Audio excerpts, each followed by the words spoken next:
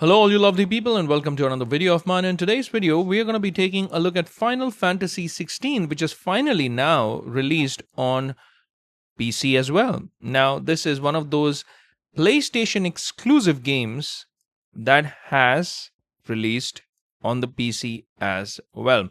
The reason why I'm making this video is because I'm a fan of the whole Final Fantasy series, and Final Fantasy XVI had a very heartfelt story, something that I really connected with. And unfortunately, I've not had the opportunity to play the DLCs, which I'm looking forward to because of this PC release. So I'm thinking of getting the version which has the DLCs included in it as well. Now, let me give you a little bit of an introduction if you have been a PC player, because maybe you have not had the opportunity to play this on the PlayStation 5. So in today's video, I'm going to break this down a little bit. So we're going to be talking about the plot and the setting. We're going to be talking about the PC performance. I have had the chance to try out the AMD FSR 3.0, DLSS, because I have an NVIDIA RTX 4070 Super. And I've also tried the XESS, the different settings, the graphical settings that you have on this game. And I'm going to share my experience of playing this on my 4070 Super. What kind of setting was I actually playing this with? Now, I'm not necessarily going to compare it to the PlayStation 5 in terms of what you would see on screen. But I will share my experience of what this has been like when I played this on the PlayStation 5 and what the experience is like now that I'm playing this on my PC with the NVIDIA 4070 Super. So with that said, let's get started, folks. Let's start with the plot, because for those of you who have not had a chance to play this on the PlayStation 5 and you've just been a PC player, I'm sure you would want to know about the whole plot and the setting of the game as well. So the game is set in the fictional land of Valisthea. It is a realm blessed with something called mother crystals, which is, but of course, a powerful source of magical energy. Now, these crystals grant immense power, but they also attract conflict and war. Players will follow the journey of Clive Rosfield, the main protagonist and the shield of Rosaria, as he seeks revenge against his brother Joshua, who has become an icon, a being that harnesses the power of a primal creature. The story explores themes of power, political intrigue, and personal redemption, as well as showcases a vibrant world filled with diverse characters and epic battles.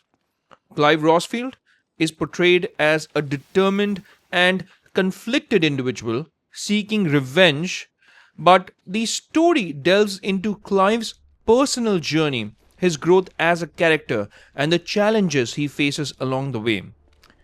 The character is, of course, driven by a desire for revenge, but he embarks on this journey where you grow over a period of time, and you also get to know certain secrets about your brother, who is now an icon. And you get to know about the mother crystals, you get to know about the land, you get to know about friends who you had lost in the past and now that you reconnect with. So there's a lot going for this game in terms of plot and the characters and the setting, and they are very well written. The voice acting is absolutely fantastic. The background score, just like any other Final Fantasy game, is stellar, and overall the quality of production is really high up there, and you will not be disappointed on these fronts. Let's talk about the gameplay as well of Final Fantasy XVI, and then I'm finally going to talk about how this compares to the PlayStation 5 and give you a little bit of a gameplay with both AMD FSR and also with the DLSS. Now, a quick note that I also want to make here is that this is the most adult Final Fantasy XVI that I have played, because the games prior to this, they were very kid-friendly. But this one has some adult themes. Now, when I say adult, it does not have nudity, but it has political themes. So it is very matured in its approach and very different to other Final Fantasy games that I have played. In fact, not just in the plot or the theme or the setting of the game, but it also marks a significant departure from the series' traditional turn-based combat, which brings me to the combat bit or the gameplay bit. Now, this is a more action-oriented approach. And this shift has been met with both praise and criticism, but it's undeniable that the game delivers a thrilling and a visually stunning experience. Now, the combat system is fluid and engaging, with a focus on chaining attacks, dodging, and parrying. And there are these epic clashes between icons, who are these colossal elemental beings. And these clashes offer spectacular and visually stunning encounters, in fact, the likes of which you may have not seen in any recent titles. I remember the older God of War titles having these type of clashes, where you clash with the beings which are probably 1,000 times larger than you. Now, one particular battle with the Titan icon, it's so epic that your jaws will drop. In fact, that one battle is absolutely insane. In fact, all of them are, but that's my personal favorite.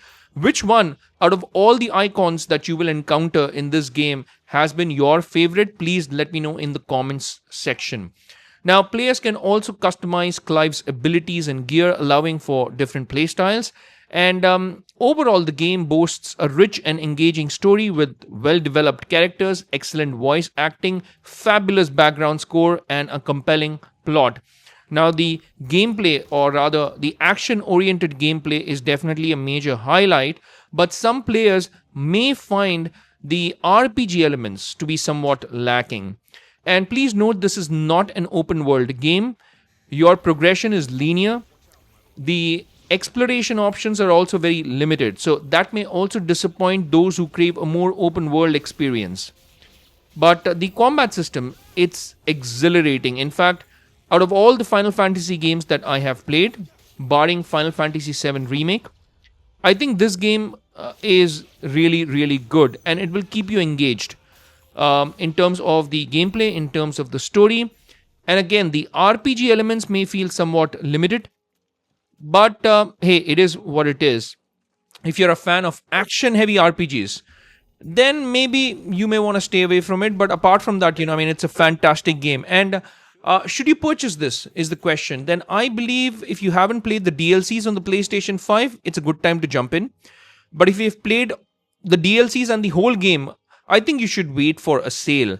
I haven't played the DLCs on the PlayStation 5. I completed the story, the main story campaign. So I'm actually looking forward to downloading this game because of the DLCs. But it does not offer anything different from what the experience has been like on the PlayStation 5, so you may want to wait for a sale. Now, here's the thing: when I played this game, I personally think has not been optimized for AMD FSR, because when I played with AMD FSR, generally what happens in AMD FSR, and the issue with AMD FSR is, because it's not AI driven or AI based, the upscaling is not as good as DLSS. Now, generally, when you pan your camera around, you see a lot of artifacting and a lot of shimmering. And I repeat, generally when you pan the camera around. But the problem or the issue with this particular game is that even when I was not panning my camera around, even when the camera was static, there was, such a lot of shimmering on the floor that it's extremely distracting. In fact, this experience takes the immersiveness out of the game. So when you turn AMD FSR on this game, you're going to have a bad experience, because that's what I feel personally. Now, I did try this with XeSS as well. XeSS gives you a comparatively better experience than AMD's FSR 3.0, but it's not as good as DLSS, because I was playing this with my NVIDIA 4070 Super. So the best experience for me was with DLSS. But DLSS, here's the thing. When I turn DLSS on, whether you turn FrameGen on or off in this game, it does not really matter, because even when I turned it off, I was getting a consistent 65 to 80 FPS. Here's the difference though. With AMD FSR, you will get between 90 to 110 FPS. So it's definitely better in terms of the FPS, but the shimmering and the upscaling is not as good. But here's the thing: if you're playing this on a handheld device, something like the Asus ROG Ally X or the OG Ally or the Lenovo Legion Go, then if the screen is smaller, then I don't think this shimmering and this artifacting will be a big problem for you on a smaller screen. So if you're playing this on a handheld device, then I think the AMD's FSR solution could probably be a good experience. I was playing this on a massive 43-inch Samsung's Odyssey Neo G7 mini LED monitor. So 43-inch and from a distance of around 4 feet. So for me, that shimmering was pretty glaring. It's obviously glaring. And it was a very distracting and a very bad experience. But again, if you're playing this on a handheld, I think you will benefit because of those extra frame rates that you get from AMD's FSR. But if you're playing this on a big screen, a TV or a big monitor, then just stay away from AMD FSR and just stick to either XeSS, because even in XeSS, you get the same type of frame rates between 65 to 80 that you would get on DLSS. But the best experience, the most stable experience, and the best image quality is when you turn DLSS on. Of course, without DLSS, I was getting between 35 to maybe 45 FPS. So it's not the best experience that you would want.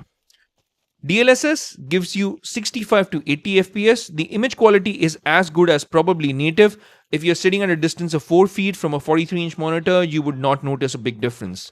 So I think it gives you the best and the optimum experience that you would want from this game. And is this the definitive edition that you should play now that it has released on PC? I personally think it is. If you have not played this on PlayStation 5 and if you are thinking about picking this game up, and if you have both a PlayStation 5 and a PC, just pick it up on a PC, because the PlayStation 5 has limitations, right? You only have a couple of options there, like the performance or the fidelity mode. And the performance mode on the PlayStation 5, whether it's the Final Fantasy VII Rebirth, the sequel, or whether it's this particular game, the performance mode will still have a very mediocre type of a graphical fidelity. You will still see a lot of shimmering in grass, foliage, the distant trees. The draw distance is also not as good. There's a lot of softening of the image in the performance mode. But yes, it does give you that 60 FPS smooth experience when you turn the performance mode on. But here's the thing, on a PC, you get not just the performance, but even the graphical fidelity. So that makes this PC version the definitive edition to get Final Fantasy XVI. Now, this is one of the things that I've spoken about in my previous videos as well. Most of the PlayStation titles now are releasing on PC as well. In fact, this has been a fascinating week for me because we have got not one but two big PlayStation exclusive titles that have released in the same week. God of War Ragnarok and Final Fantasy XVI. Now, both the experience is the same, but because personally I have not played the DLC, I'm probably looking forward to downloading and buying the Final Fantasy XVI over God of War Ragnarok, because I've completed everything in God of War Ragnarok. So I'm not going to be downloading God of War Ragnarok on my PC unless there is a sale around. But here's the thing, if you've never played PlayStation 5 version, get the PC version, because this is the definitive edition that you should play. And if you have never played the DLC, then consider downloading this. And if you are hesitant about the price, then you can wait for a sale. But this is definitely the best platform to play this game. So that's my 2 cents. And if you've liked the content, then I would greatly appreciate it if you could hit that like and subscribe button, and also that bell icon in case you want to get notified with all my latest videos. It's a wrap for this one.